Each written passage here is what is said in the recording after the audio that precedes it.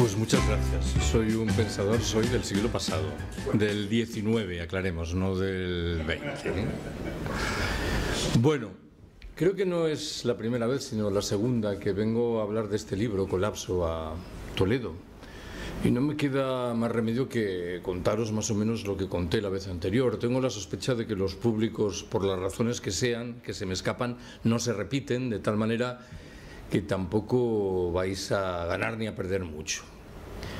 Siempre que tengo que referirme a un riesgo de colapso general del sistema que padecemos, me gusta empezar subrayando que yo no estoy en condiciones de afirmar, sin margen para la duda, que se va a producir un colapso general de ese sistema. Mi argumento es más prudente. Señala simplemente que tal colapso es probable, o si tengo que cargar las tintas, que es muy probable. Me parece llamativo que muchos pronósticos que apuntaban la manifestación de datos poco halagüeños y que la volcaban en el año 2100 empiezan a anticipar esa manifestación en el tiempo y nos hablan del 2060, del 2040 o del 2020 literalmente a la vuelta de la esquina. El debate sobre el colapso, creo yo, y admito que esta afirmación es controvertida, no tiene ninguna presencia en nuestros medios de incomunicación y tampoco la tiene en el discurso de nuestros responsables políticos, ni siquiera los teóricamente más abiertos y alternativos. Sí que está presente, en cambio, de manera llamativa, en la literatura y en el cine. Pero sospecho que esa presencia, las más de las veces, hay sus excepciones, tiene que ver con un código vinculado con el ocio, con la diversión, con la distracción, que con la voluntad de alentar un discurso genuinamente crítico. Siempre que me refiero al riesgo de un colapso general del sistema, procuro empezar con dos brevísimos relatos que creo tienen la virtud de situarnos en el meollo de lo que vais a escuchar a continuación. ¿Qué dice el primero de esos relatos? Imaginaos que estáis en un puerto y tenéis que viajar a una isla tomando, claro, un barco. Imaginaos también que alguien os explicase que en el transcurso de ese viaje el barco corre un 7% de posibilidades de naufragar. Parece que nadie en su sano juicio subiría a ese barco, a menos, claro, que tuviésemos una necesidad inexorable de llegar a la isla. Yo parto de la firme convicción de que el riesgo de un colapso general del sistema está muy por encima del 7% y, sin embargo, todos los días seguimos subiendo en el barco correspondiente. ¿Qué dice el segundo relato? Imaginaos de nuevo que mañana un centro de investigación de máximo prestigio afirmase sin margen para la duda que en el año 2072 un gigantesco meteorito va a impactar con el planeta Tierra.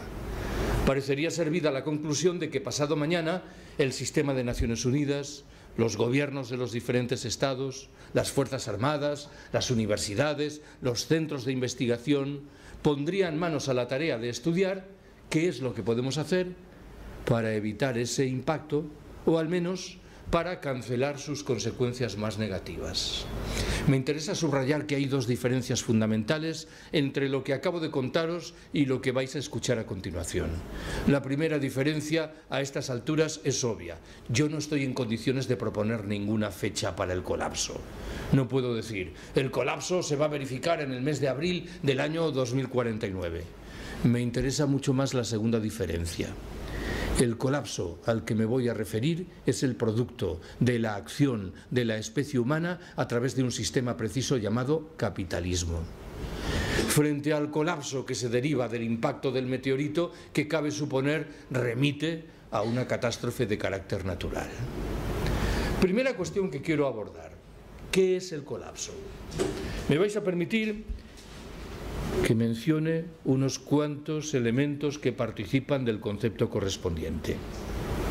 Un golpe muy fuerte, que trastoca muchas relaciones, la irreversibilidad del proceso correspondiente, profundas alteraciones en la satisfacción de las necesidades básicas, reducciones significativas en el tamaño de la población, una general pérdida de complejidad en todos los ámbitos, una creciente fragmentación y un retroceso de los flujos centralizadores, la desaparición de las instituciones previamente existentes y, en fin, la quiebra de las ideologías legitimadoras y de muchos de los mecanismos de comunicación del orden anterior. Voy a aislar 4 elementos principales presentes en esta larga definición. ¿Cuál es el primero? El carácter irreversible del colapso, que es lo que al fin y al cabo lo distingue de una mera crisis. Cuando hablamos de una crisis, parece que damos por descontado que es posible regresar al escenario anterior. Cuando nos referimos al colapso, en cambio, esta posibilidad no se hace valer. El segundo elemento importante asume la forma de una pregunta. ¿El colapso es un proceso o se trata, por el contrario, de un momento? En una primera lectura parecería evidente que estamos ante un proceso. Si nos referimos a las consecuencias del cambio climático, sabemos que una de ellas, principal, es una subida paulatina, procesual, de la temperatura media del planeta. Si estamos hablando, en cambio, de los efectos del agotamiento del petróleo, sabemos de nuevo que ese agotamiento es paulatino, procesual. Debo recordaros, sin embargo, que la lógica del capitalismo contemporáneo es muy a menudo la del estallido de las burbujas especulativas, financieras e inmobiliarias. Intentemos salir de este entuerto. Creo que lo razonable es afirmar que el colapso es, en esencia, un proceso, que puede conducir, sin embargo, a un momento preciso a partir del cual ese proceso se haga irreversible. El tercer rasgo relevante lo aporta el concepto de complejidad.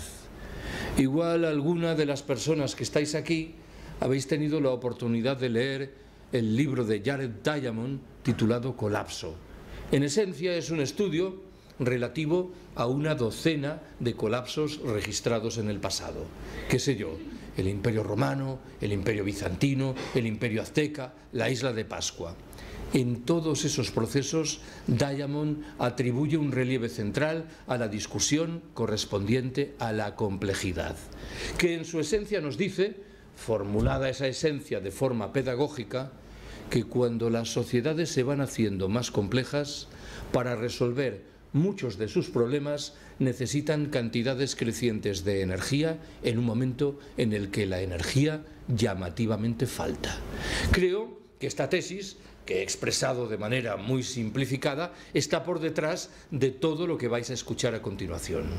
Recupero un cuarto y último elemento presente en el concepto: el relieve que corresponde atribuir a códigos valorativos tanto más delicados cuanto que normalmente no solemos ser conscientes de que están ahí.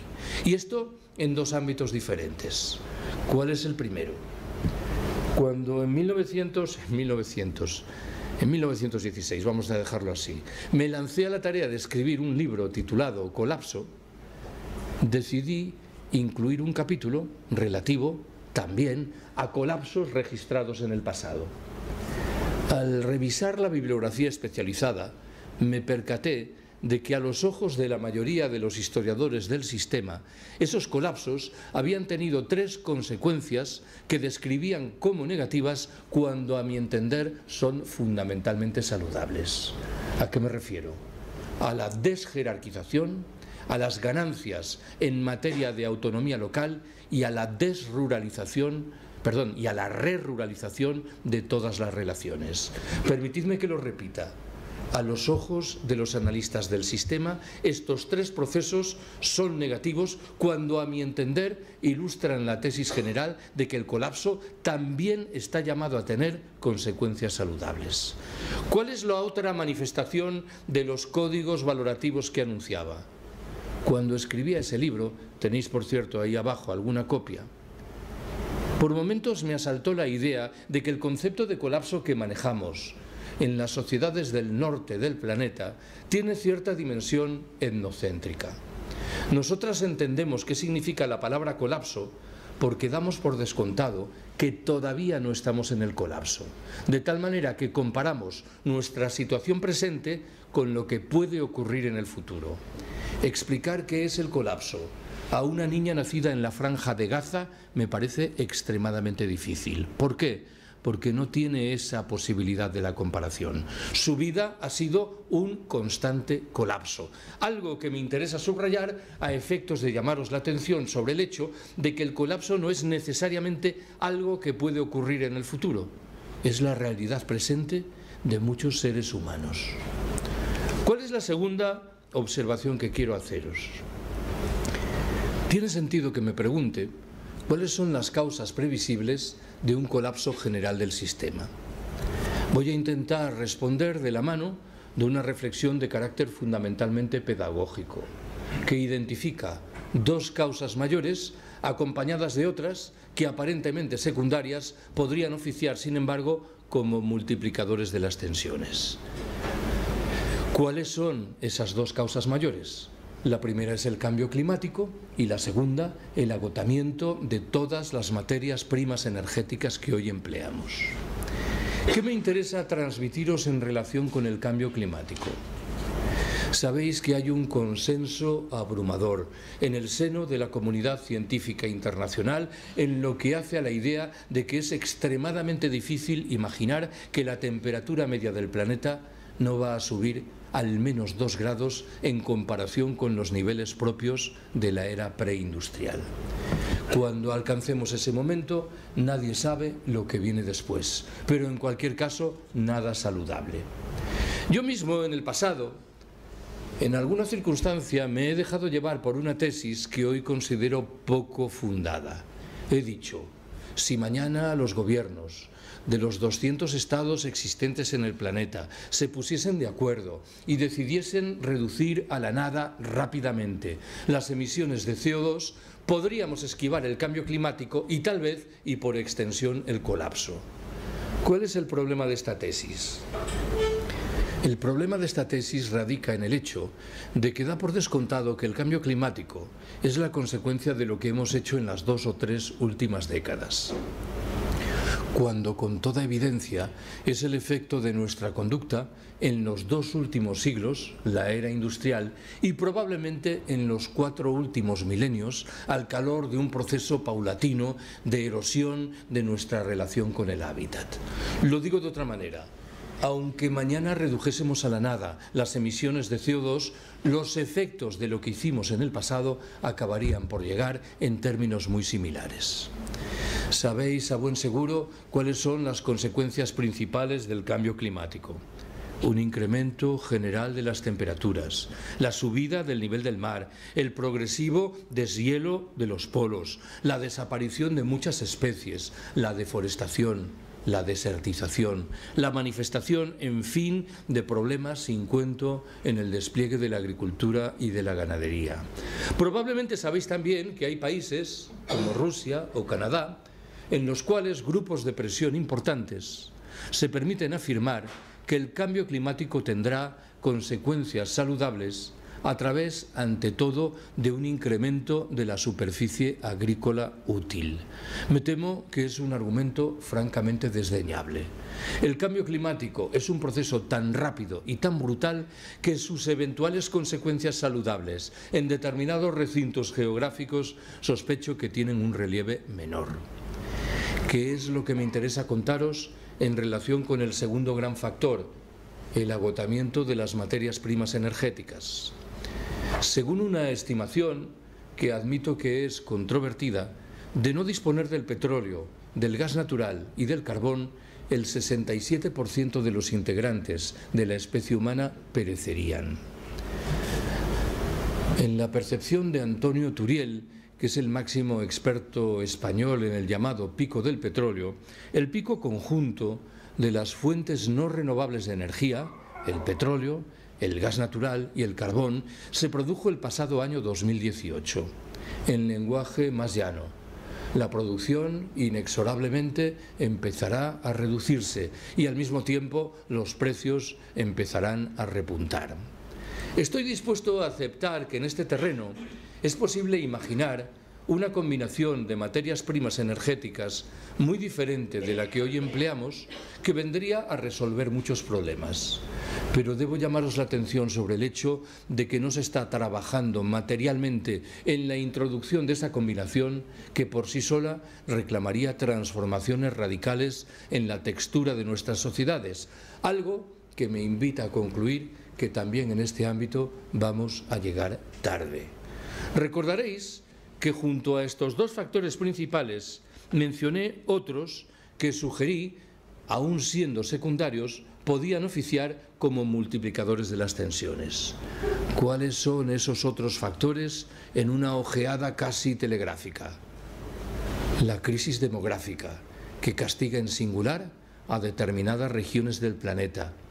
Un escenario social insostenible, materializado en el hecho de que casi la mitad de la población del globo se ve condenada a malvivir con menos de $2 cada día, al tiempo que lo suyo es que repunten los problemas de hambre y de acceso al agua en regiones enteras.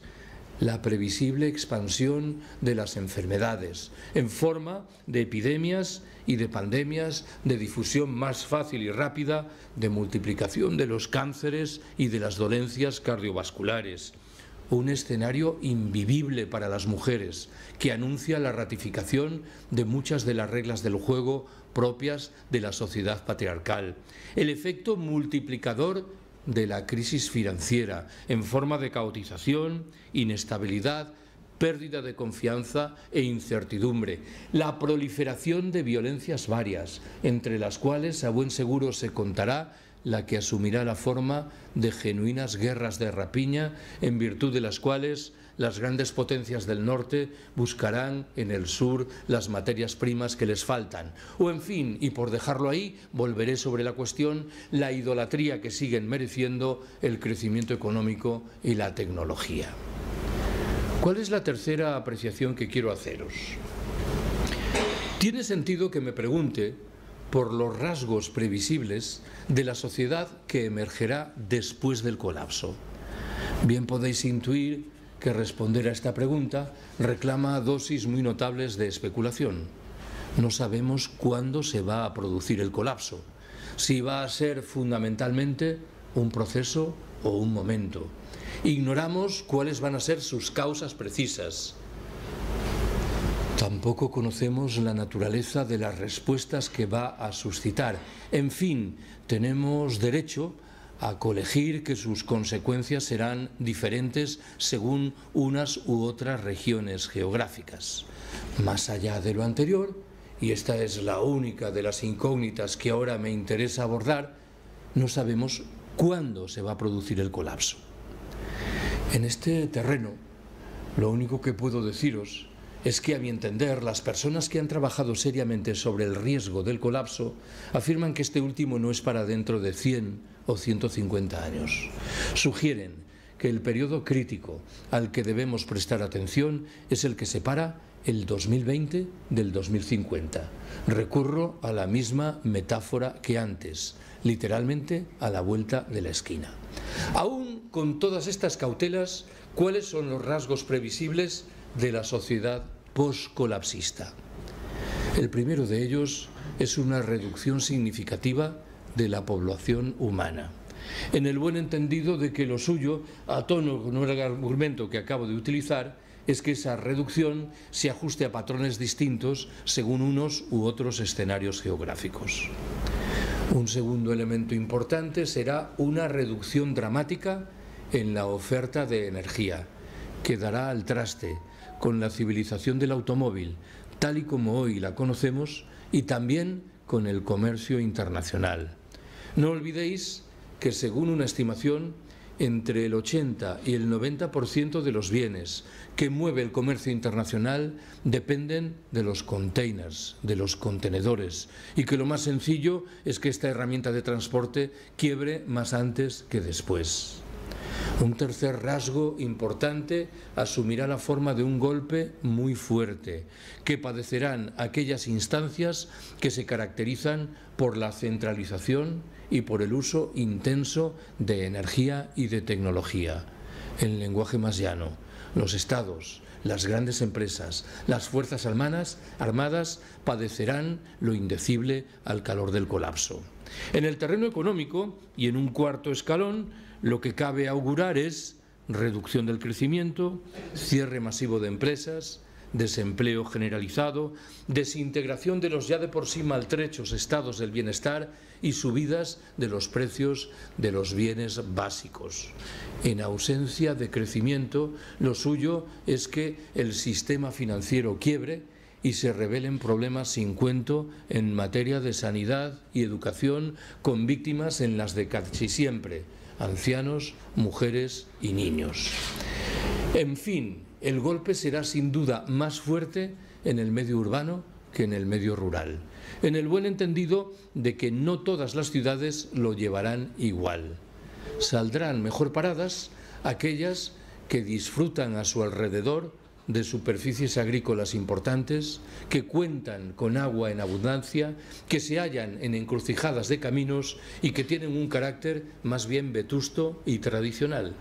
El modelo contrario, el de ciudad que padecerá lo indecible al calor del colapso, lo ha retratado ya en los 15 últimos años Detroit, la meca de la industria automovilística norteamericana, que ha experimentado su propio colapso.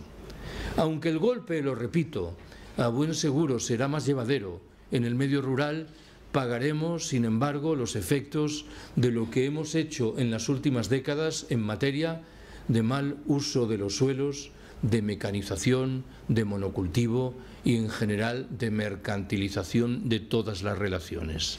Me temo que los problemas no solo llegarán por aquí. Hace 3 años compartí una mesa redonda con Antonio Turiel, a quien he mencionado unos minutos atrás, en Binéfar, un pueblo de Huesca colindante con Cataluña. Siempre que tengo la oportunidad de acudir a regiones que normalmente se describen como primitivas, suelo llamar la atención sobre el hecho, sobre la paradoja de que serán las que mejor lo lleven en el escenario del colapso. ¿Por qué? Entre otras muchas razones, porque son las que menos dependen de energías y de tecnologías no fácilmente accesibles. Probablemente en Binéfar, en el transcurso de aquella mesa redonda, elogié las ventajas que se derivan de disponer de una vida rural activa, de contar con agua en abundancia y de exhibir una baja densidad de población. ¿Cuál era entonces el problema de Binéfar? El problema radica en el hecho de que está a 200 kilómetros de Barcelona y en la eventualidad del colapso, lo más sencillo es que se produzca una huida masiva de población procedente de las grandes ciudades y de las no tan grandes en busca de escenarios más habitables, de tal suerte que los teóricos beneficios iniciales del escenario rural deprimido bien pueden tornarse rápidamente en lo contrario. ¿Cuál es la cuarta observación que quiero haceros? El libro incluye 2 capítulos que se proponen sopesar otras tantas reacciones ante el colapso. La propia, de lo que decidí llamar los movimientos por la transición ecosocial, y la vinculada con el ecofascismo. Debo dejar claro que no estoy afirmando que son las 2 únicas reacciones imaginables ante el colapso. Me interesaba, sin embargo, aislar 2 focos que permitiesen acrecentar el debate correspondiente. Cuando tengo que dar cuenta de la naturaleza de la propuesta de los movimientos por la transición ecosocial, me suelo servir de 6 verbos: decrecer, desurbanizar, destecnologizar, despatriarcalizar, descolonizar y, en fin, descomplejizar nuestras vidas y nuestras sociedades. ¿Por qué, en primer lugar, decrecer? Si vivimos en un planeta con recursos limitados, no parece que tenga mucho sentido que aspiremos a seguir creciendo ilimitadamente.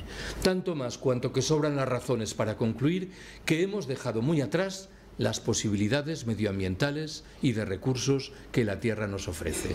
Pensad que, según una estimación, la huella ecológica española es hoy de 3,0. ¿Qué significa esto? Significa que para mantener las actividades económicas hoy existentes en España necesitamos 3 veces el territorio español. ¿Cómo se mal resuelve este problema? A través de una presión inaudita ejercida sobre los derechos de los integrantes de las generaciones venideras, sobre los derechos de muchos de los habitantes de los países del sur y sobre los derechos también, y por cierto, de los miembros de las demás especies con las que sobre el papel compartimos el planeta. En este orden de cosas, la perspectiva del decrecimiento nos dice que en el norte rico, inexorablemente, tenemos que reducir los niveles de producción y de consumo, pero reivindica al mismo tiempo la introducción de principios y de valores muy diferentes de los que hoy aplicamos. ¿Cuáles son esos principios y valores enunciados de manera muy rápida? La primacía de la vida social, que hemos ido dilapidando, obsesionadas como estamos por la producción, el consumo y la competitividad. El ocio creativo, el reparto del trabajo, una vieja demanda sindical que infelizmente fue muriendo con el paso del tiempo. La necesidad inexorable de reducir las dimensiones de muchas de las infraestructuras que hoy utilizamos. La recuperación de la vida local en un escenario de reaparición de fórmulas de democracia directa y de autogestión. O, en fin, por dejarlo ahí, y en el terreno individual, la sobriedad y la sencillez voluntarias.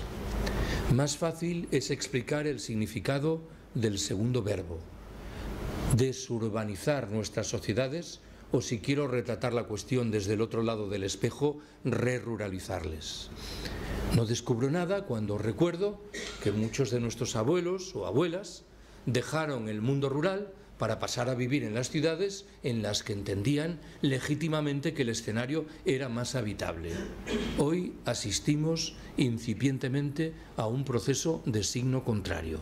En cualquier caso, las personas que son moderadamente conscientes del riesgo de un colapso general del sistema saben que una de las pocas respuestas eficientes de las que disfrutamos al respecto pasa por recuperar muchos de los elementos de sabiduría popular de nuestros campesinos viejos y muchas de las prácticas cotidianas de esos habitantes de los países del sur que nos empeñamos en describir como primitivos y atrasados.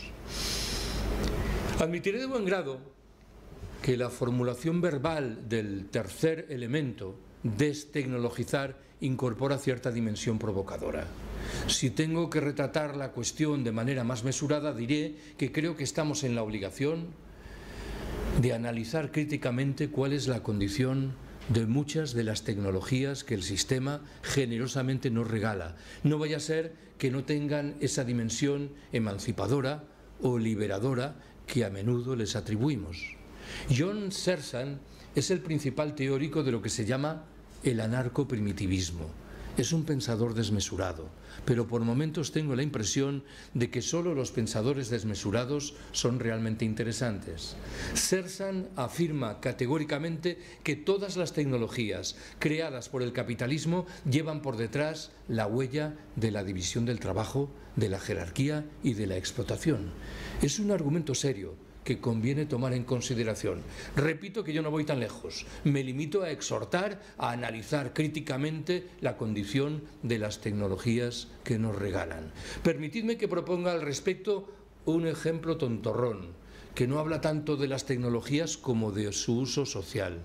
Estoy pensando en las ilusiones ópticas vinculadas con Facebook. Yo tengo 5.000 amigos en Facebook. Alguien podría pensar que mi vida social es inmensamente rica. Bueno, no hay ninguna relación entre lo uno y lo otro.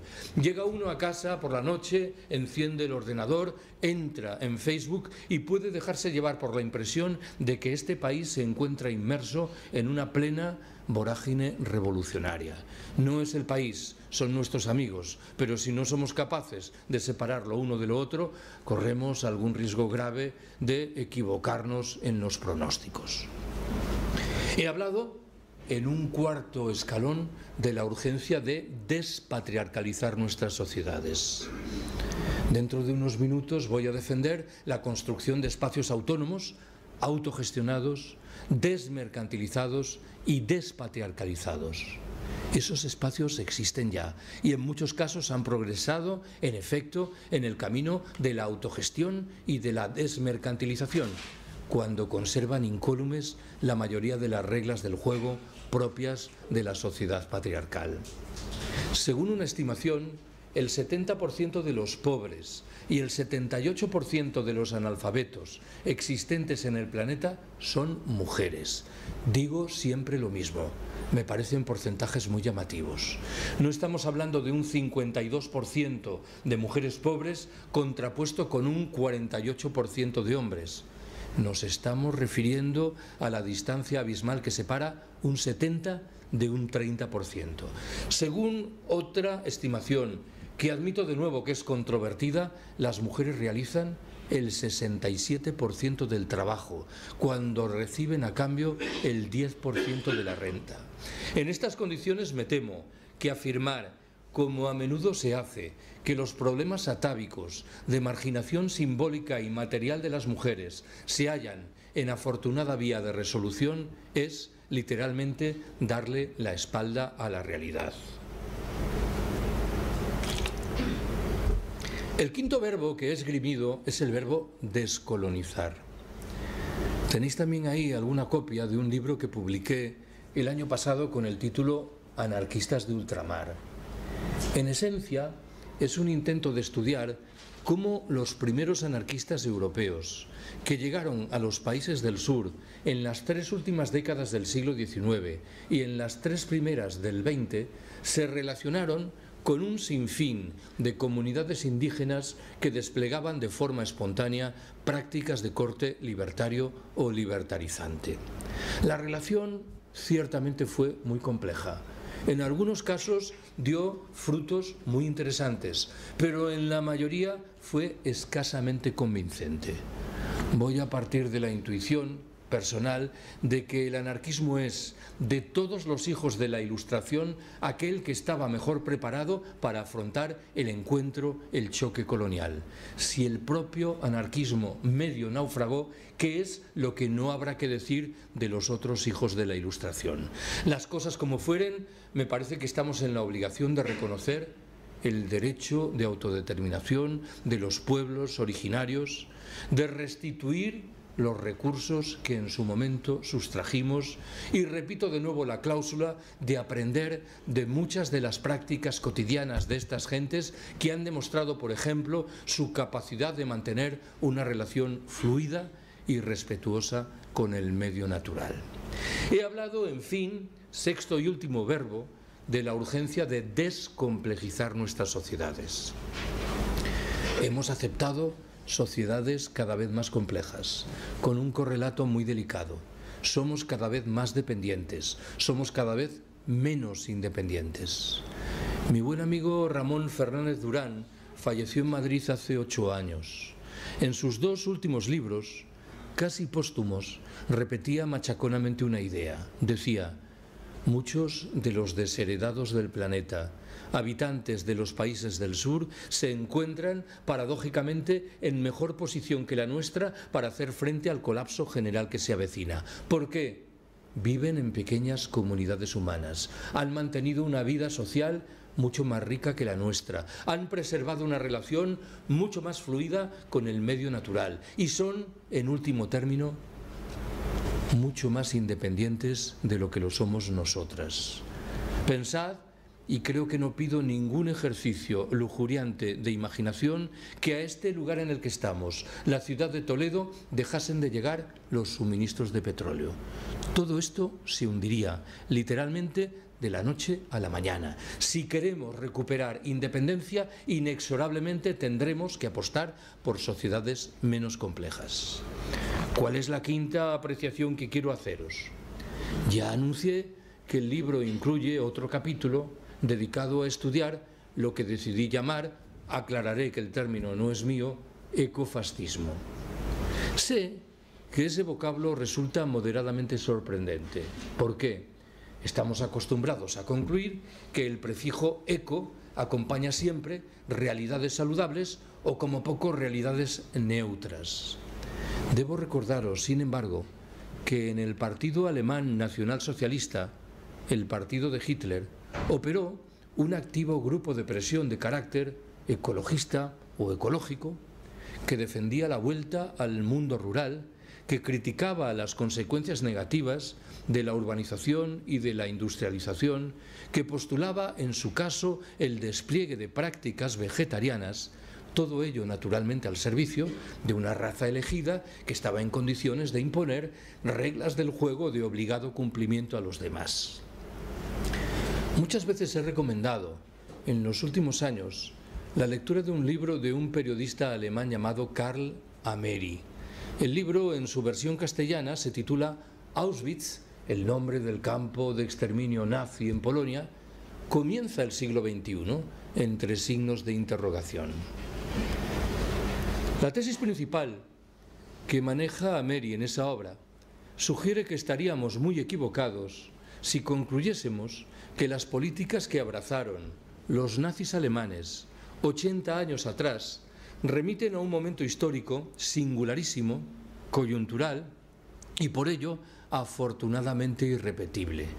Ameri nos emplaza antes bien ante la conveniencia de estudiar en detalle esas políticas. ¿Por qué?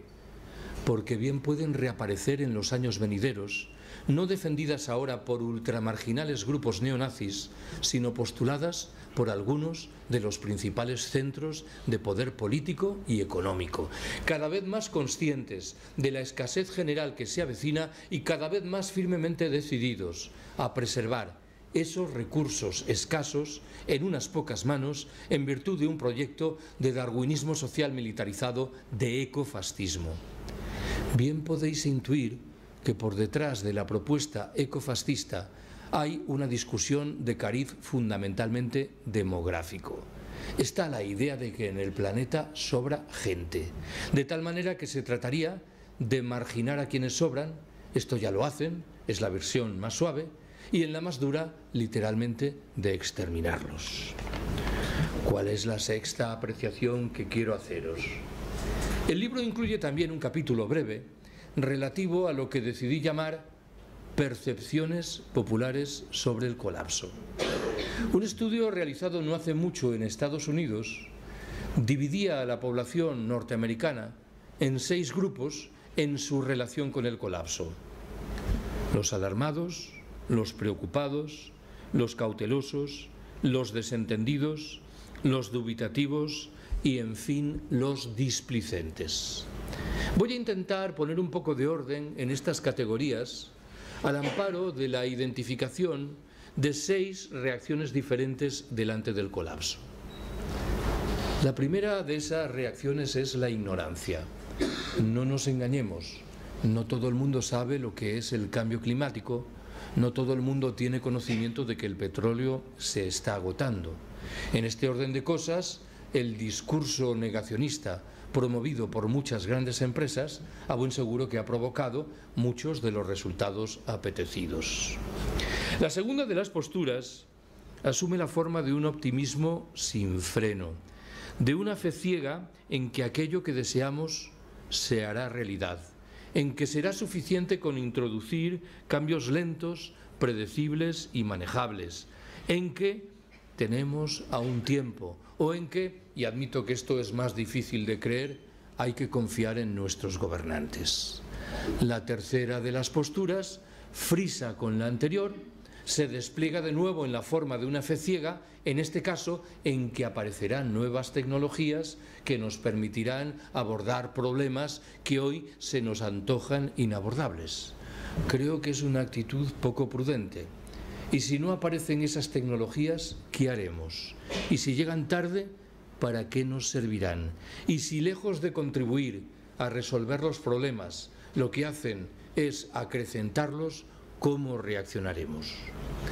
La cuarta de las posturas no es otra que el carpe diem, que según una leyenda fue la conducta asumida por algunos de los pasajeros del Titanic, cabe suponer los más pobres, que, conscientes de que el barco inexorablemente se iba a pique, decidieron seguir bebiendo champán y bailando un vals.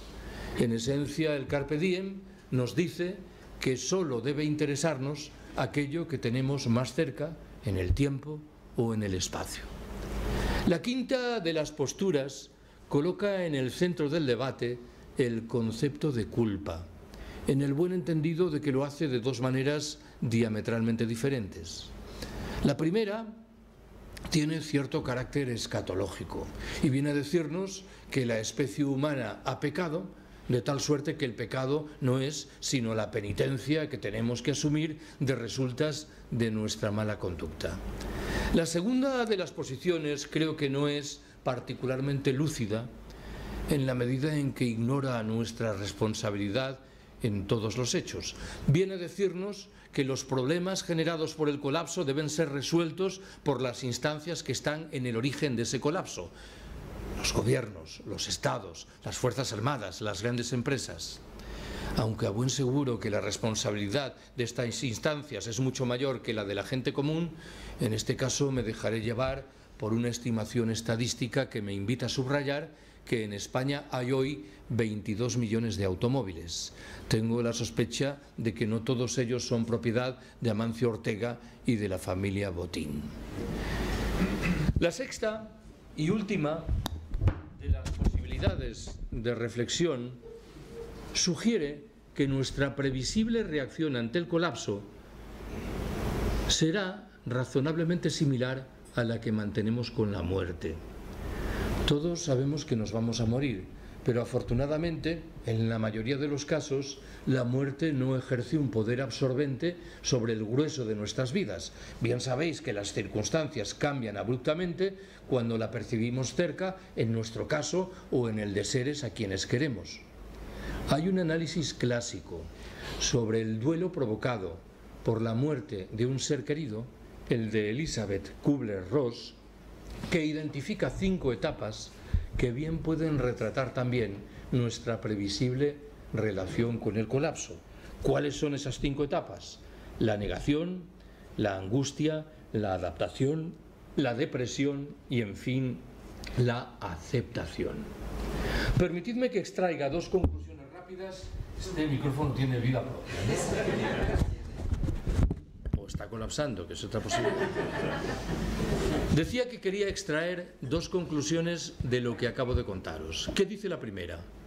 Los habitantes de los países ricos somos muy poco propensos a renunciar a nuestros niveles de consumo y, en su caso, a las señales que dan cuenta de nuestro estatus social. ¿Qué dice la segunda? De resultas de lo anterior, somos muy poco solidarios. La culpa es mía.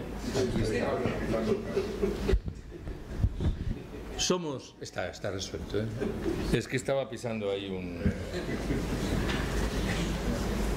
Somos muy poco solidarios con los habitantes de los países del sur, con los integrantes de las generaciones venideras y, repito la cláusula porque me parece muy importante, con los miembros de las demás especies con las que, sobre el papel, compartimos el planeta.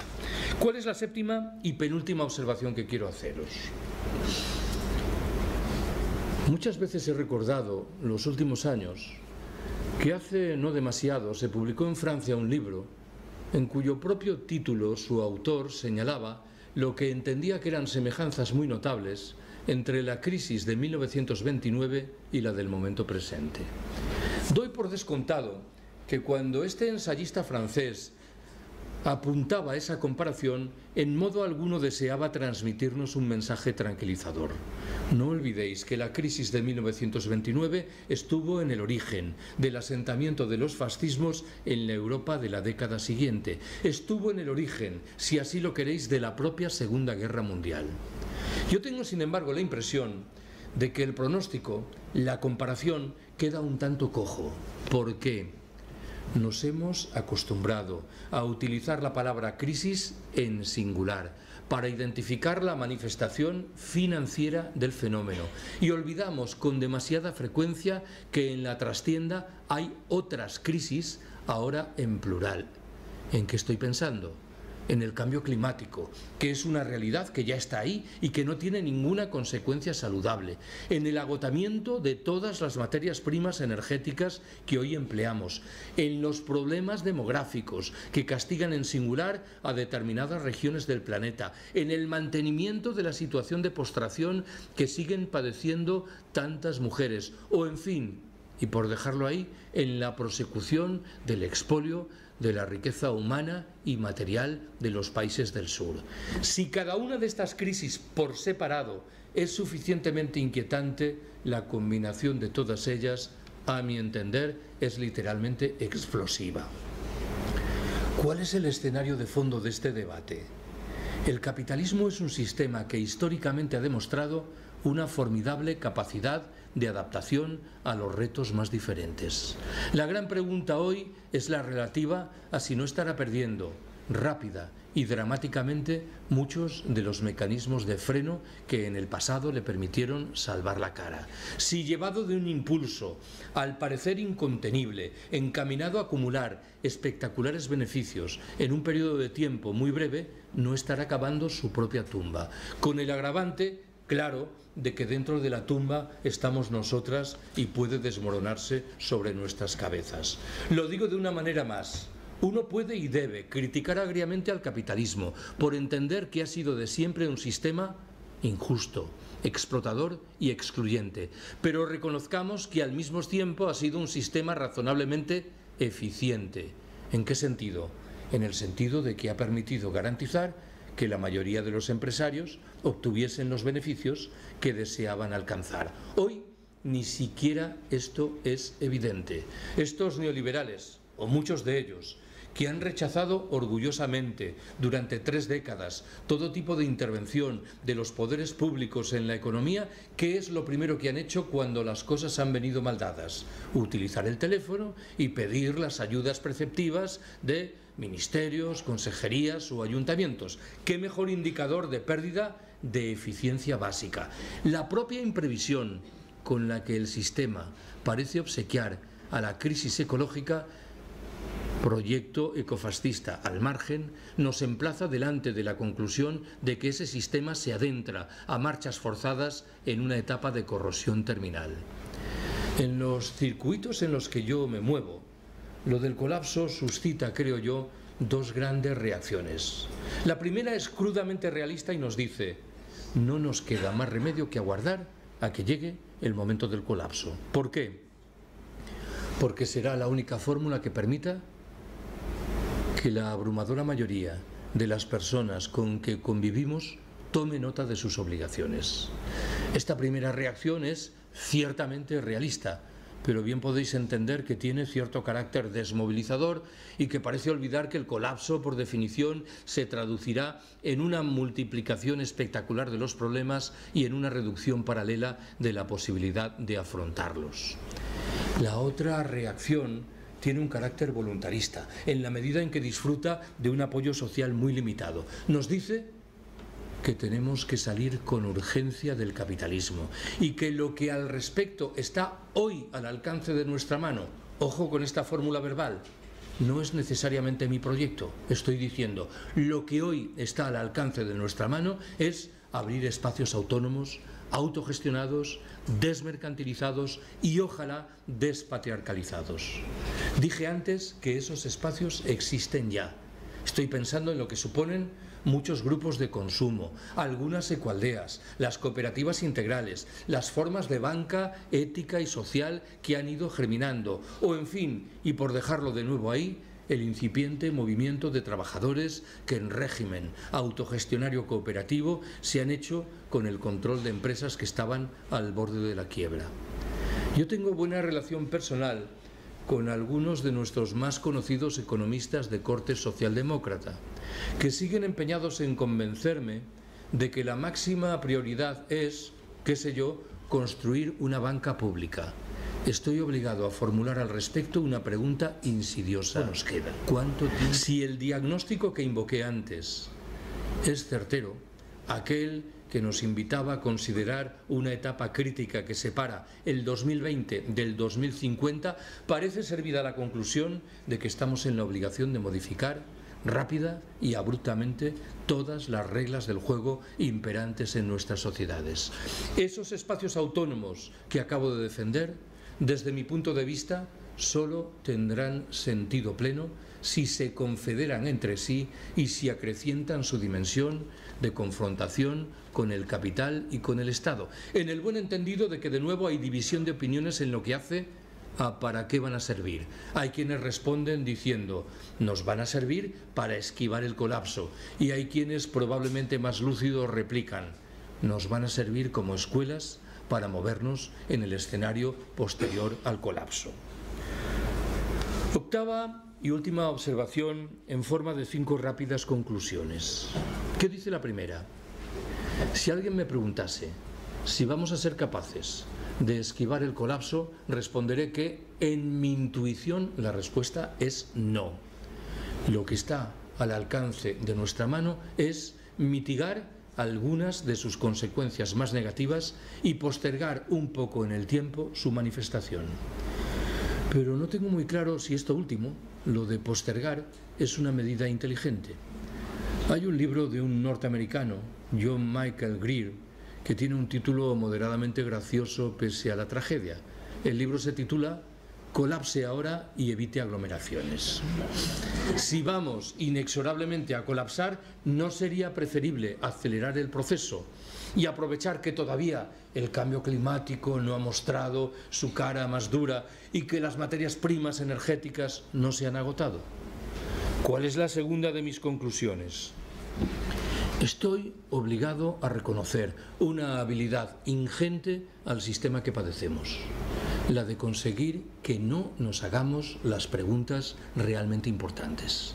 Pongo un ejemplo de lo que quiero decir.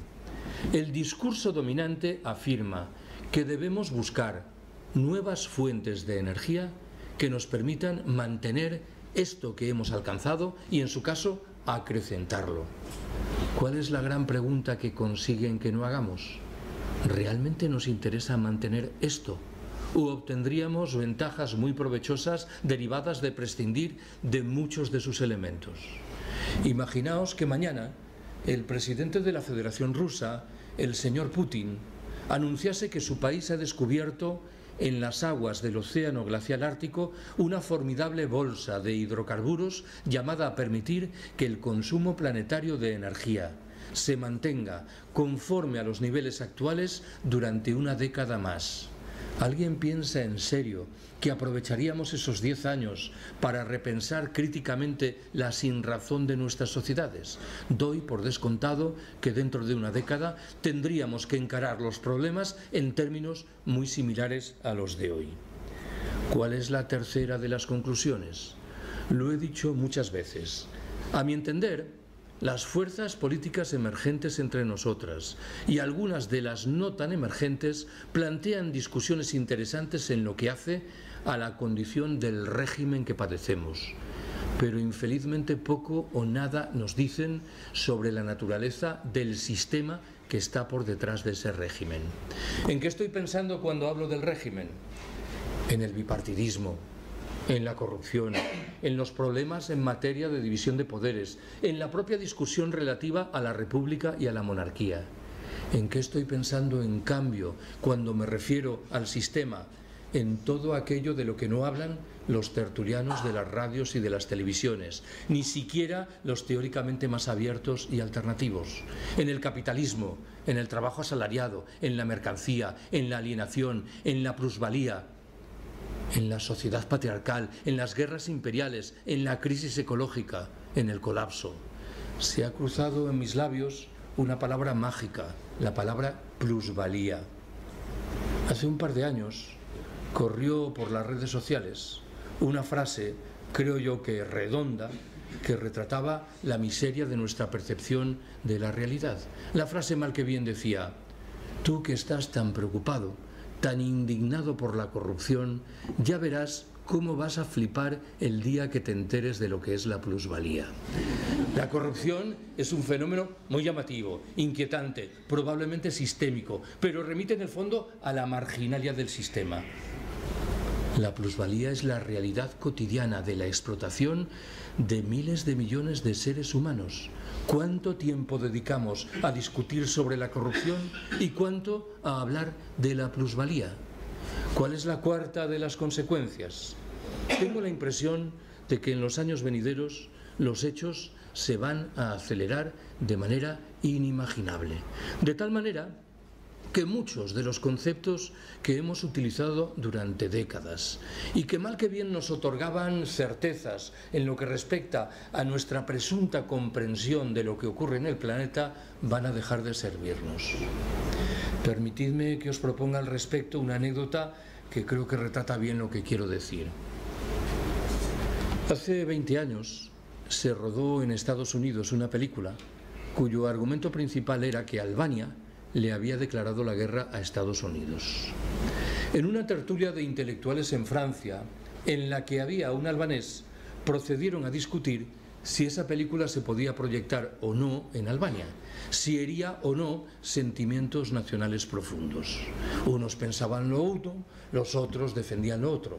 Lo cierto es que el albanés permanecía callado, hasta que en un momento determinado la conversación fue bajando de tono y se escuchó su vocecita que dijo: en Albania no hay cines. Esta interesantísima discusión sobre si la película se podía proyectar o no pendía de un elemento material que, para bien o para mal, faltaba. Tengo la impresión de que en los años venideros vamos a tener que repetir muchas veces que en Albania no hay cines. Cuando alguien nos hable, por ejemplo, de la irrupción inexorable de nuevas tecnologías que nos van a permitir resolver estos u otros problemas, pero no nos va a explicar al mismo tiempo, en el escenario del colapso, de dónde va a salir la energía que va a permitir mover esas tecnologías. ¿Cuál es la quinta y última de mis conclusiones? De un tiempo a esta parte me declaro inmerso en una lucha sin cuartel contra los proyectos realistas. Cuando escucho que alguien dice: es que eso que estáis defendiendo no es realista, se me disparan todas las alarmas. Creo que no hay mejor ilustración de las miserias del realismo que la transición política española, materializada en dos grandes partidos que se han turnado en el gobierno y en sustancia han hecho lo mismo, en dos cúpulas sindicales que infelizmente no se oponen a nada y en una plétora de medios de comunicación que repiten monocordes las mismas monsergas y manipulaciones. Hay una frase muy redonda y un poco descortés de Bernanos, el novelista católico francés, que creo da en el clavo de la cuestión. La frase dice: el realismo es la buena conciencia de los hijos de puta. Invocan la realidad como si viniese dada por la naturaleza, de tal suerte que fuese literalmente inmodificable, cuando con toda evidencia la realidad que invocan es el producto de sus intereses más mezquinos y más ruines. En estas condiciones me temo que no nos queda más remedio que ser orgullosamente no realistas. Gracias por haberme escuchado.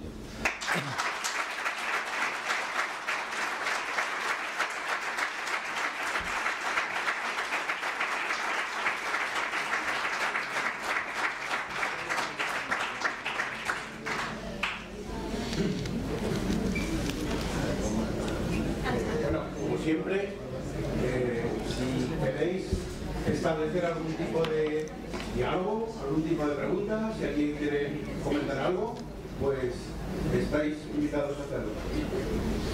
Adelante, por favor. Bueno, en primer lugar, felicitar al profesor por su charla, muy interesante.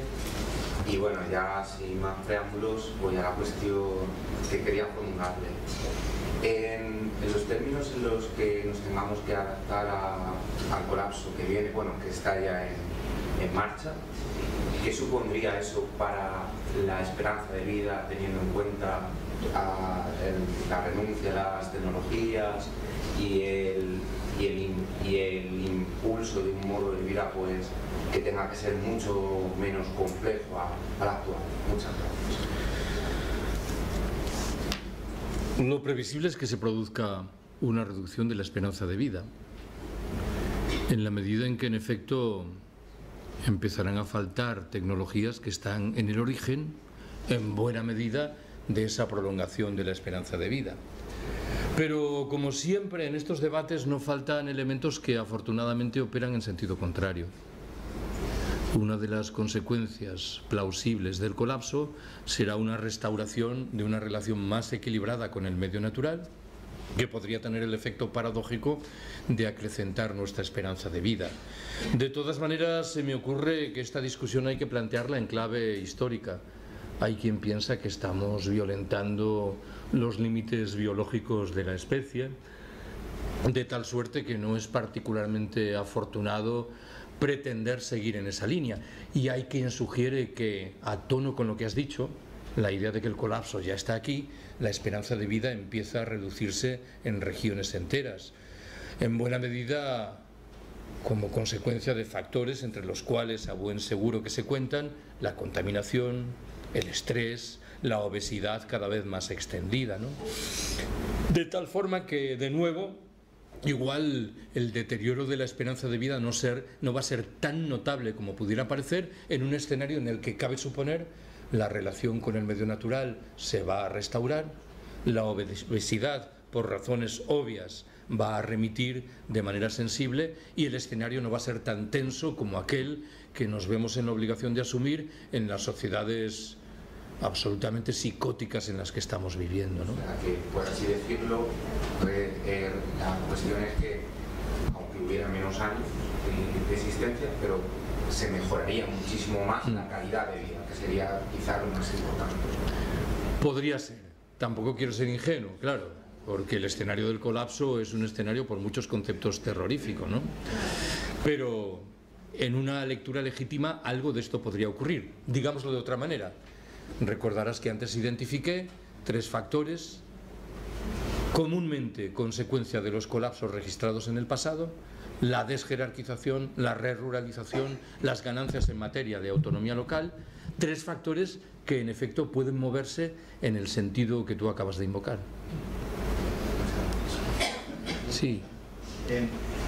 ¿Piensas que las generaciones venideras van a vivir peor que nosotros con esto del colapso? Es decir, mis sobrinos han viajado ya fuera de España, cuando yo con 10 años nunca lo había hecho.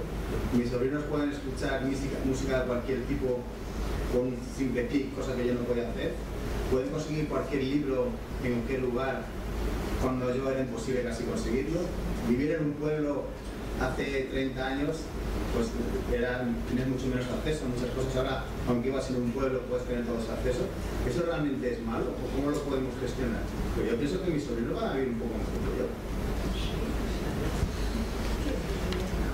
yo. Yo estoy seguro de que van a vivir bastante peor que tú. Pero no ya por el colapso. Invoco la realidad presente.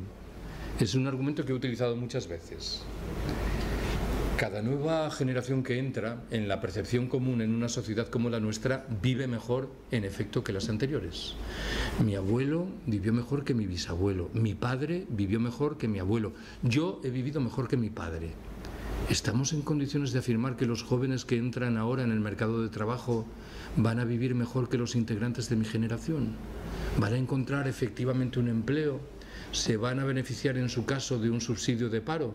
¿Van a cobrar dentro de 30, 40 o 50 años una pensión? Me temo que nadie está en condiciones de responder de manera taxativamente afirmativa a todas estas preguntas que nos emplazan delante de una genuina crisis de la civilización.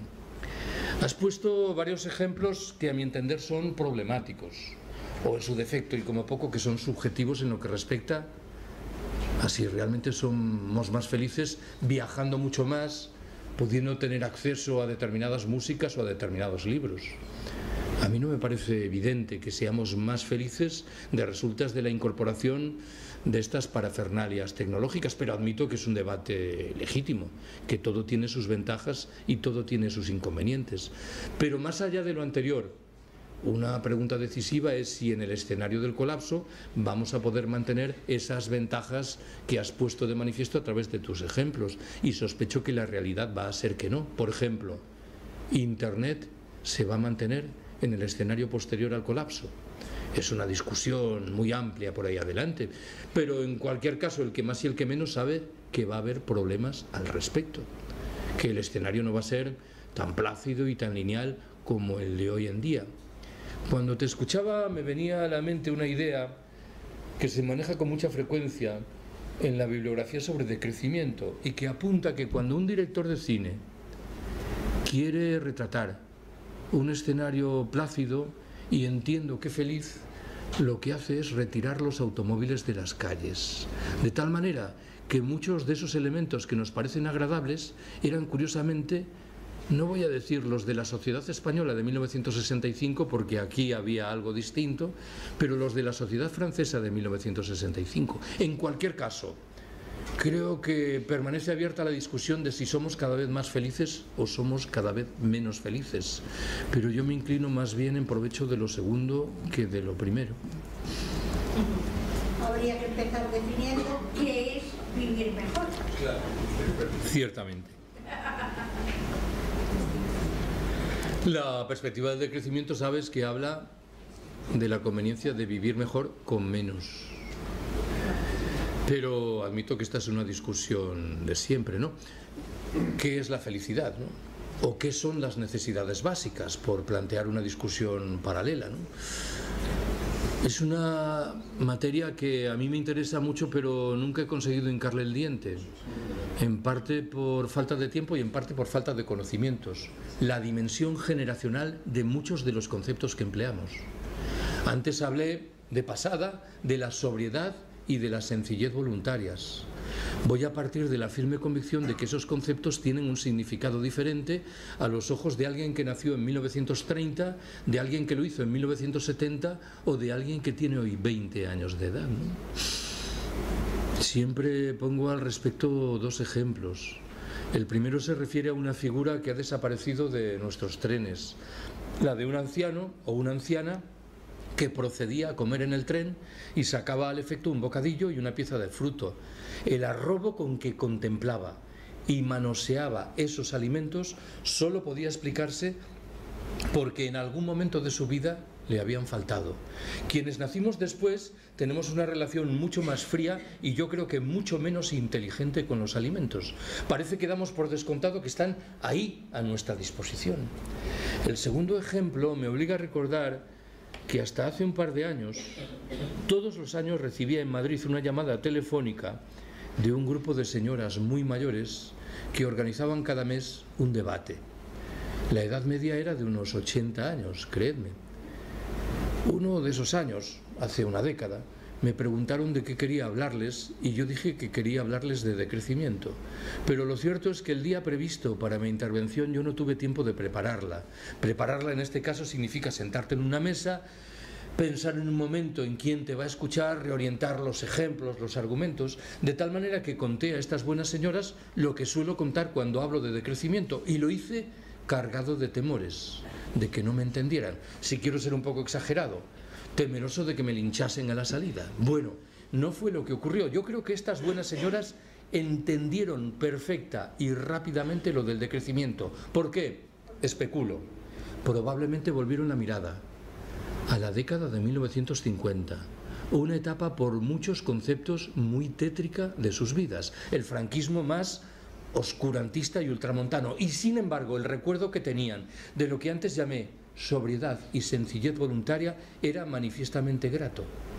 Estoy pensando, para entendernos, en un momento en el que un jersey tenía que durar 8 años y en el que era literalmente impensable tirar a la basura un mendrugo de pan.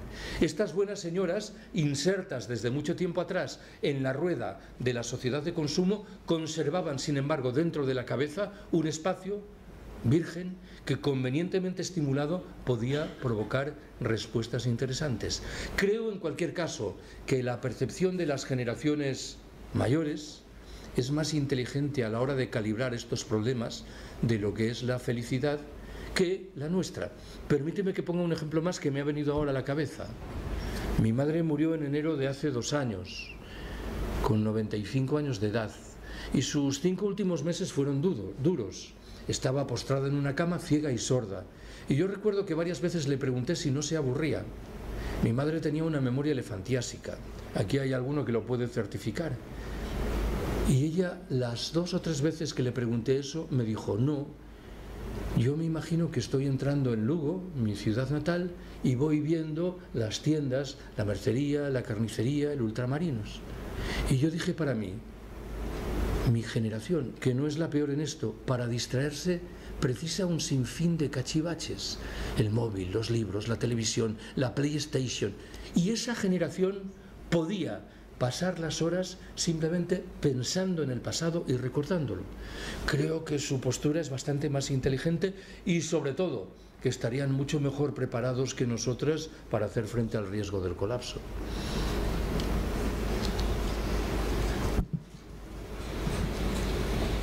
¿Qué más se os ocurre plantear? Tengo una reflexión de lo que has aportado.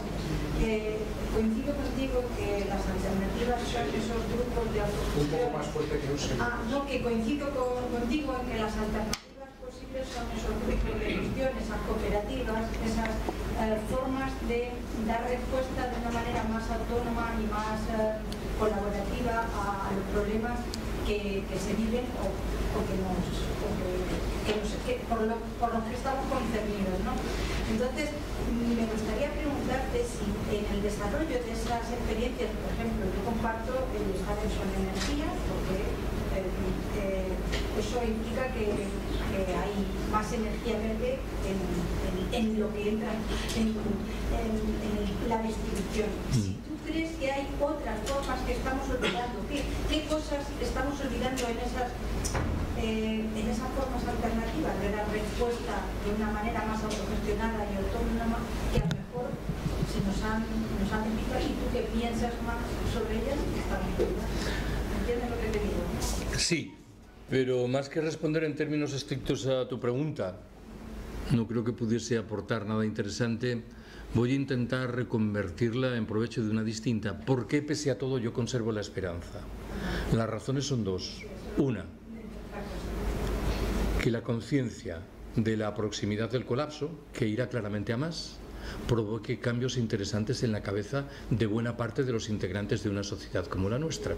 No te descubro nada cuando afirmo que las personas que están en Som Energia son una reducida minoría de la población. Bueno, pues probablemente esa conciencia de la proximidad del colapso provoque cambios para bien. No quiero ser ingenuo. Hay quien dirá, también puede provocar cambios para mal, en el sentido del ecofascismo. También puede provocar que haya gentes que razonen diciendo, yo lo que quiero es estar entre los 2.000 millones de elegidos y al efecto estoy dispuesto a renunciar a derechos, libertades o privilegios. ¿Cuál es el segundo elemento que incentiva la esperanza? El horizonte de que las respuestas lleguen de habitantes y de sociedades del sur mucho menos corroídas que la nuestra por la lógica mercantil del capitalismo. En los últimos tiempos le presto mucha atención a una teorización que tiene, por cierto, una de sus concreciones en una explicación de por qué a muchos nos sigue produciendo admiración el movimiento anarquista español antes de 1936. ¿Qué dice esa teorización?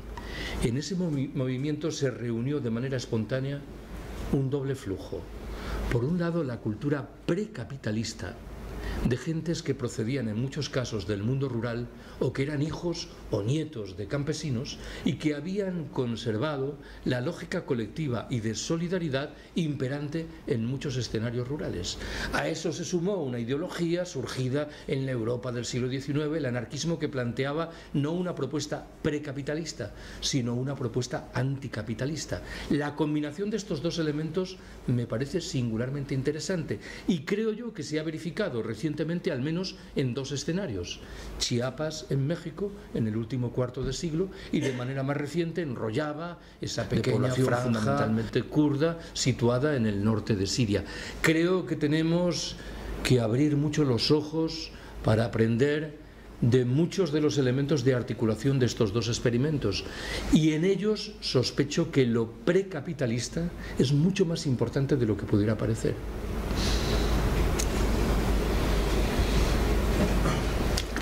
Carlos. Sí. Hablaba antes con José Luis sobre el tema de la cultura, y eso es lo que más me preocupa casi, cómo se está perdiendo ese sentimiento de colectivismo, que se tenía antes, de colaboración y demás. Mencionas Chiapas y bueno, quizás esos grupos que están menos desarrollados, como hablabas ahora de tu madre o de esas culturas anteriores, ¿no? Todavía lo tenían presente, pero ahora yo creo que lo hemos perdido hace mucho y no veo maneras de recuperar. O sea, no veo cómo se... Y sin recuperar ese sentimiento no veo cómo esto pueda salir adelante. Casi lo que estabas contando tú ahora, lo hablábamos antes con José Luis también. Pues tiene razón. Si alguien se preguntase, por ejemplo, en un caso como el mío, yo tengo 63 años, ¿qué huella hay de esa cultura precapitalista de carácter colectivo? Ninguna. Mis padres eran gallegos, pero los dos procedían del medio urbano. Tendría que retrotraerme a la generación anterior. Mi abuelo paterno falleció en 1912 y procedía de zonas rurales en las que corresponde suponer que esa cultura permanecía viva. Pero ¿qué ha quedado en mi cabeza de eso? Me temo que nada. ¿Qué significa esto? Que la lógica colectiva no la tenemos espontánea e inercialmente en la cabeza. Tenemos que recrearla. Y hay que admitir, a tono con lo que planteas, que no es una tarea nada sencilla. Si alguien dice que no vamos a ser capaces, pues yo tendré que sopesar seriamente el buen sentido de la afirmación. Ojo, que todo esto que cuento se refiere a nosotros o a nosotras, no a los habitantes de los países del sur, que en muchos casos sí que conservan esa cultura colectiva. A tono con lo que dije antes, me queda, sin embargo, por resolver una incógnita, y es esta de en qué medida la conciencia de la proximidad del colapso nos obligará, en términos casi biológicos, inerciales, a recuperar la lógica colectiva, aunque sea en nuestro caso un procedimiento un poco impostado, artificial, pero no lo descarto por completo. En cualquier caso, muchas veces he dicho que, a mi entender, hay una diferencia fundamental entre la cosmovisión que yo abrazo, que es la cosmovisión libertaria, y las propias de lo que llamaré con alguna ligereza la izquierda tradicional. Para la izquierda tradicional el problema principal se resume diciendo: aquí estamos nosotras, ahí está el sistema. Tenemos que demostrar que somos más numerosas y más fuertes que el sistema. La percepción libertaria es parecida, pero con un agregado importante. Dice: aquí estamos nosotras, ahí está el sistema. Tenemos que demostrar en efecto que somos más numerosas y más fuertes que el sistema. Pero nunca debemos olvidar que formamos parte constitutiva de ese sistema que queremos echar abajo, con lo cual su lógica, sus principios, sus valores influyen poderosísimamente en nuestra conducta, ¿no? Aún así, para mí sigue siendo un misterio por qué, después de siglos de capitalismo, de Estado y de sociedad patriarcal, la lógica de la solidaridad no ha muerto del todo. Siempre pongo el ejemplo de mis paisanos gallegos de Angrois, esa aldea que estaba al lado del tren siniestrado hace media docena de años, que con grave peligro de su vida decidieron entrar en los vagones para salvar la vida de otros. Eran gentes como nosotras y, sin embargo, conservaban algo ahí que invita a concluir que la condición del ser humano no se reduce simplemente a la competición más feroz, al codazo más descarrado, que hay algo afortunadamente distinto que no acaba de morir, ¿no? Exactamente, porque hay, digamos, dos aspectos: el aspecto social y el aspecto biológico, y quizá tendemos a interpretar los comportamientos más en términos de mecanismos sociales, y quizá nos olvidamos un poco de la cuestión adaptativa, biológica. Llevamos el género Homo lleva 3 o 4 millones de años sobre la Tierra, y básicamente nos hemos organizado como pequeños grupos durante prácticamente todos esos millones de años. Entonces estamos de alguna manera modulados por la selección natural para actuar de esa manera. Entonces algo de todo esto queda todavía, aunque estamos de alguna forma, nuestro comportamiento completamente desnaturalizado o muy desnaturalizado, sigue habiendo una componente que nos lleva a expresarnos de esa manera, ¿no? Y eso es en cierto modo lo que hay que hacer. Sabes, José Luis, que cuando se introdujo el plan de Bolonia en las universidades, ¿cuántos años hace de esto? Que he perdido la cuenta, 10. 2010. El cambio pedagógico fundamental era la expansión de la figura de los seminarios. Los profesores teníamos que impartir seminarios y los alumnos padecerlos.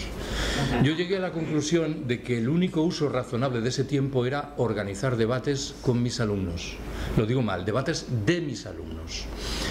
Y debo confesar que el primer año de debates Me produjo una honda preocupación percatarme de cómo, a los ojos de la mayoría de mis alumnos, había excepciones, las sociedades solo progresan a través de la competición más feroz, del codazo más descarnado.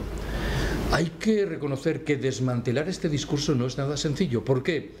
Porque da cuenta de una parte de la realidad. Sería absurdo que yo negase que hay una dimensión competidora en el ser humano. Alguna vez yo, muy lanzado, me atreví a sugerir a mis alumnos que leyesen un libro maravilloso, El apoyo mutuo de Kropotkin.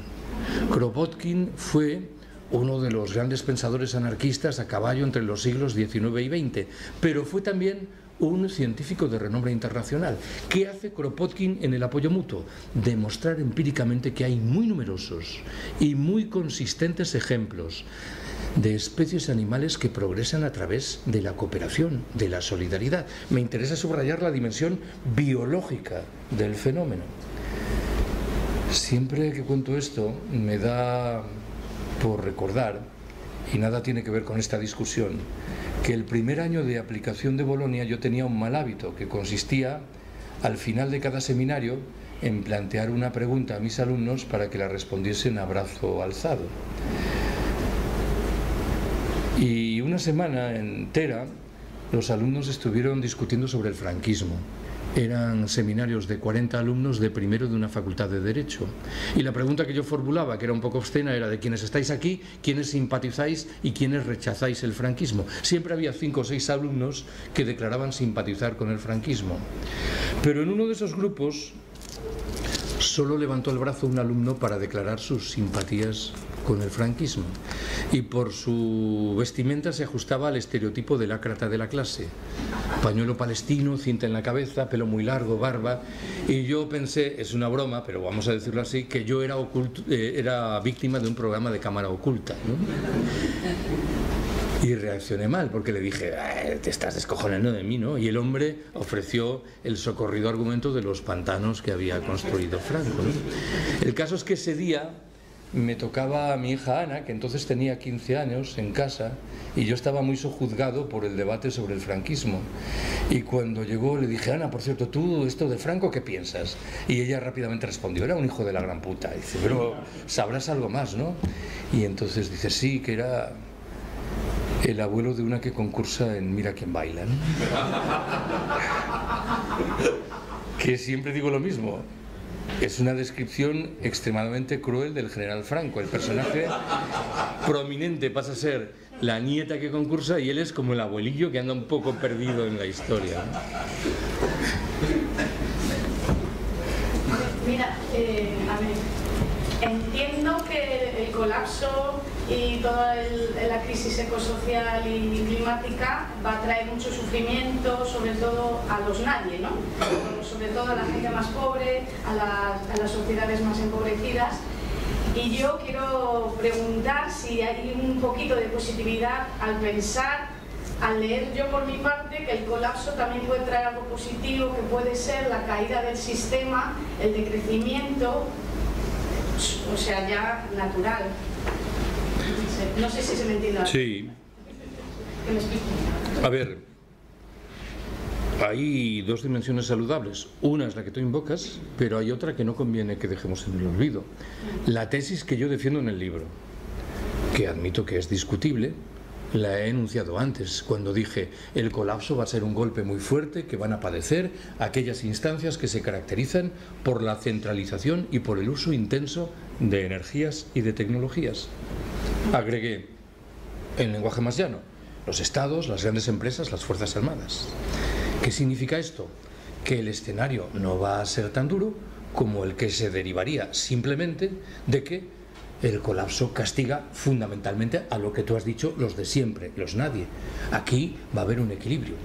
Esto me conduce en el libro a defender la tesis de que el escenario previsible para después del colapso es un escenario que yo describo como neofeudal, en virtud del cual, en recintos geográficos muy próximos entre sí, lo más probable es que se hagan valer reglas del juego muy diferentes, que en unos casos reflejen cierto grado de mantenimiento de los poderes tradicionales y que en otros ilustrarán la irrupción de iniciativas de corte libertario, libertarizante o como queramos llamarlas, que poco importa, ¿no? Pero en cualquier caso, la idea del colapso como oportunidad, no me gusta mucho esta terminología que es muy empresarial, está ahí, ¿no? Cuando antes invoqué el título del libro de Greer, Colapse ahora y evite aglomeraciones, estaba pensando en esto, ¿no? Igual el colapso es el procedimiento que permite que oxigenemos sociedades que están cada vez más necesitadas de semejante ejercicio de oxigenamiento. A lo mejor puede crear sociedades más cooperativas y más justas. Puede ser, pero mantengamos las dudas con respecto a todo, esto es evidente, ¿no?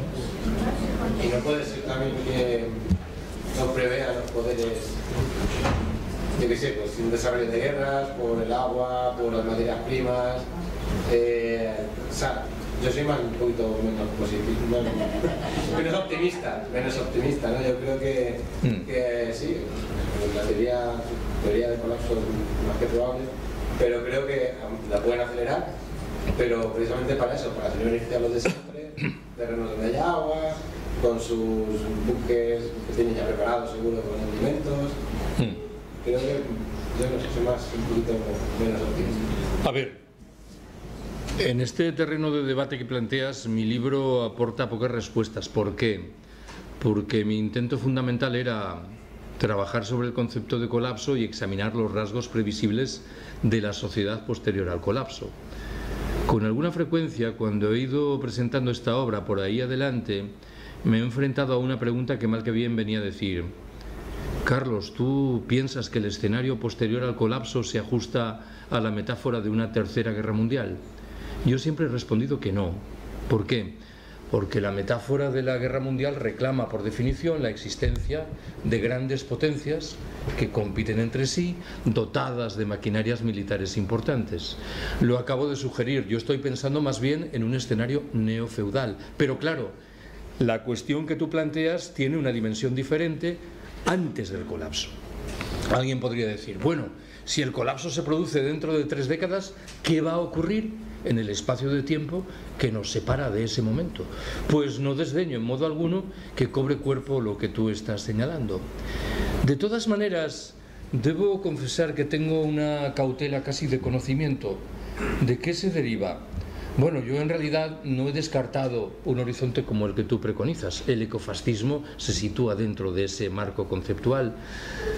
Lo que ocurre es que tengo la impresión de que, no sin paradoja, idealizamos un tanto las capacidades de inteligencia del capitalismo, y yo no creo que sean tan agudas como puede parecerlo, ¿no? Lo digo de otra manera. Sospecho que el término capitalismo nos sirve para retratar 2 realidades que son muy diferentes entre sí. La primera es la del capitalismo hoy dominante, que es un capitalismo aberrantemente cortoplacista, que lo único que quiere es multiplicar los beneficios en un periodo de tiempo muy breve y que de resultas no tiene, hablando en propiedad, ningún proyecto de futuro. Y no es particularmente criminal o no es más criminal que otros capitalismos que existieron en el pasado.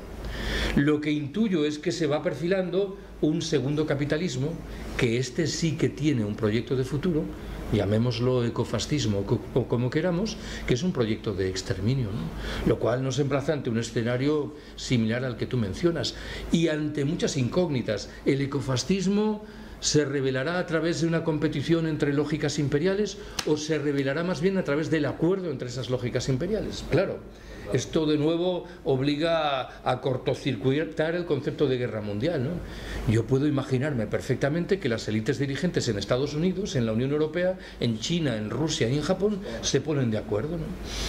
Y la mitad de los de abajo. En efecto, ¿no? Y una parte de los de arriba también, ¿no? Sí. Bueno, pero repito que mi libro no ofrece reflexiones particularmente sugerentes en lo que respecta a la pregunta que tú planteas, que es por lo demás perfectamente legítima. Yo también te quiero contestar un poco y digo, acogiéndome a lo que ha dicho Carlos antes del realismo, Yo que no soy nada realista digo, ¿cómo nos van a hacer eso si estamos aquí los de XR y toda esta gente que vamos a salir a la calle a montar el fondo? No nos lo van a hacer, no nos vamos a dejar. Por lo menos hay que creer, ¿no?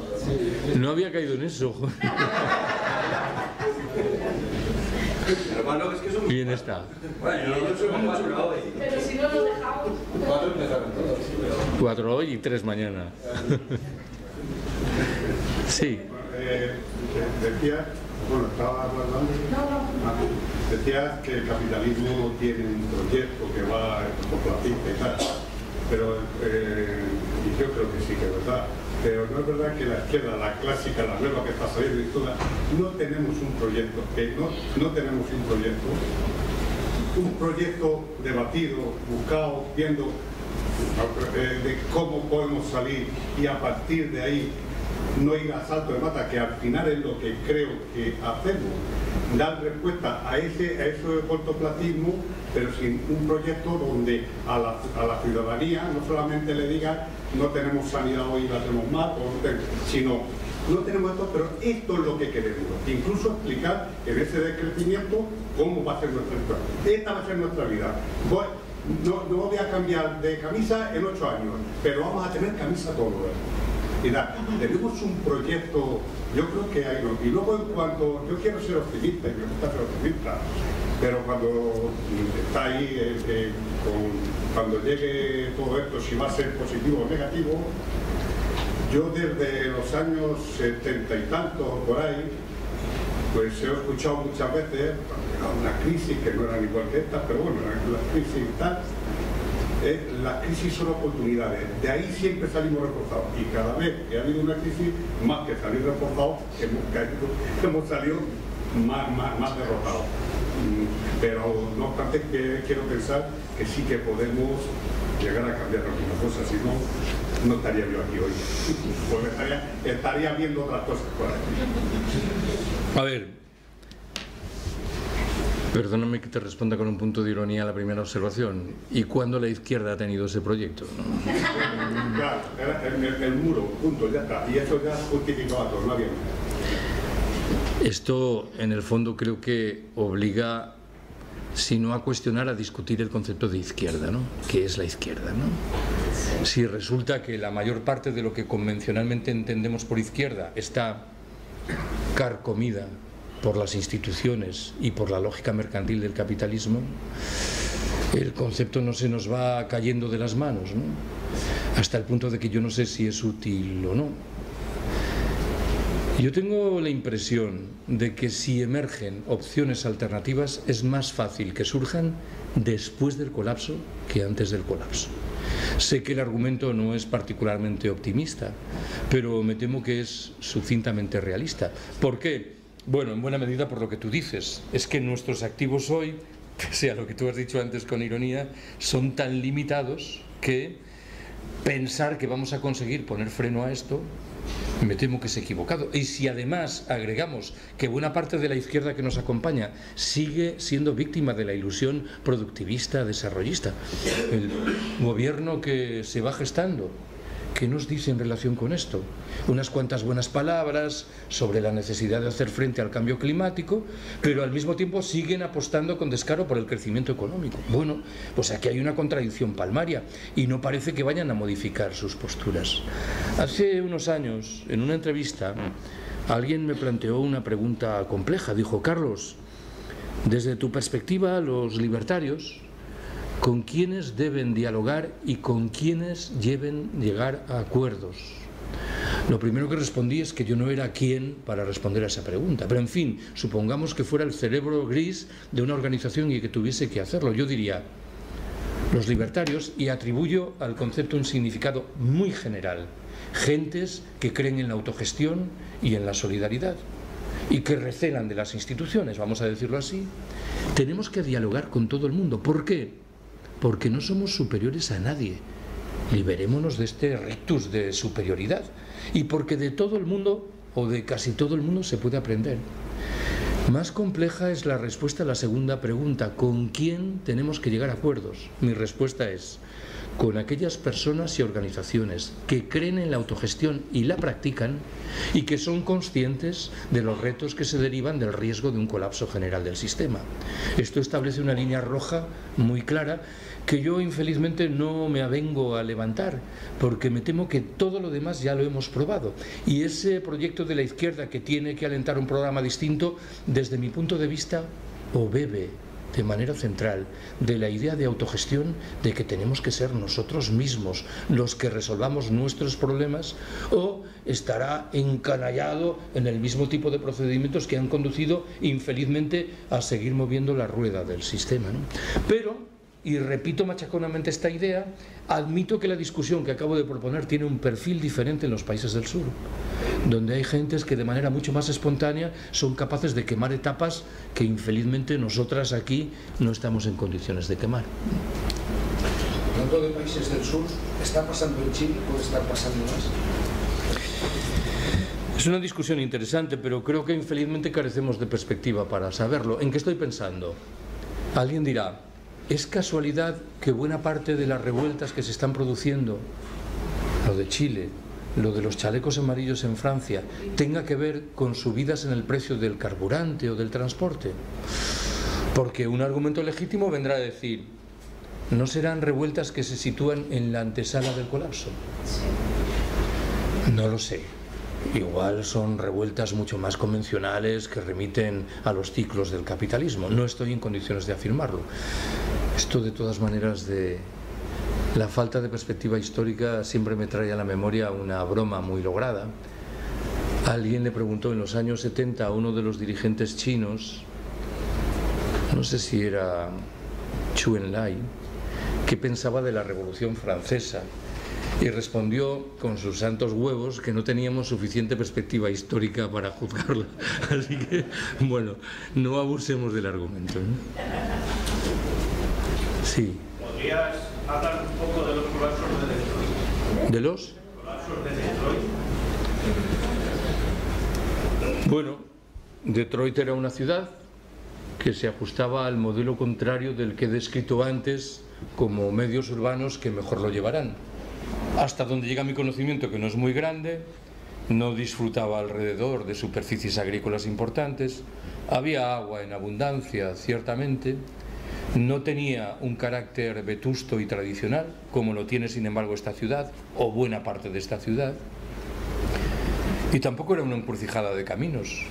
El grueso de la actividad económica de Detroit se vinculaba con la industria automovilística, que es la típica industria objeto de colapso frontal, extremadamente necesitada de tecnologías y de energías que llegan de lejos, ¿no?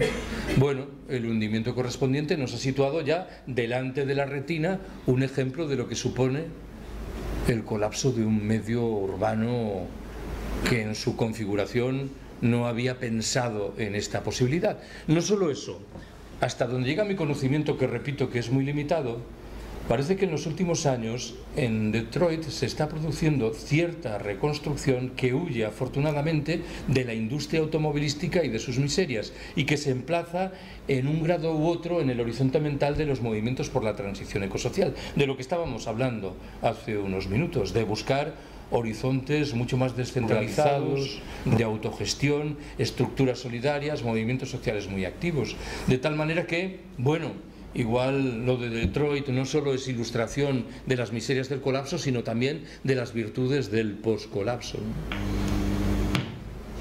Sí. Ahora, vamos a ver.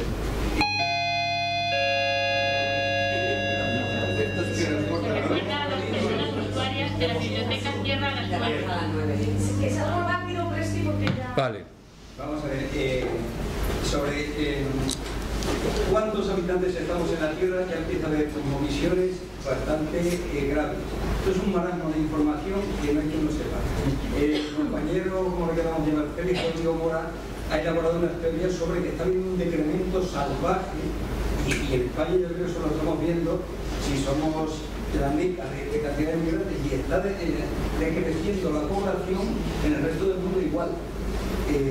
¿Valoras eso? ¿Está decreciendo realmente la población y con unos índices, unos indicadores realmente evidentes que, sobre todo la infertilidad en las parejas?